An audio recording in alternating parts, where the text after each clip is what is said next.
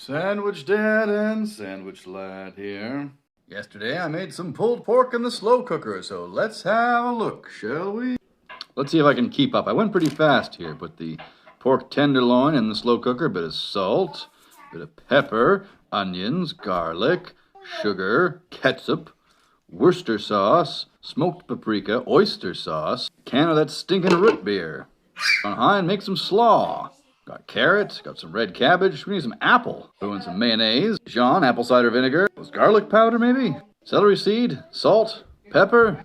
Mix, stir, put it in the fridge. Start shredding that pork. Nice fluffy but sturdy bun. Our pork, our Montana's apple butter barbecue sauce, then the slaw, and combine. Oodle, that looked pretty good, but my kids had all my good buns, so I'm down to these guys. There's the coleslaw day 2 and pork day 2. We're gonna have it cold and see if it holds up. Nearly out of my Montana's apple butter barbecue sauce here.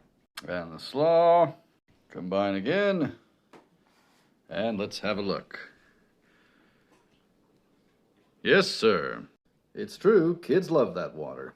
Cold pulled pork day 2. Let's see how it is. That's a very good pulled pork sandwich.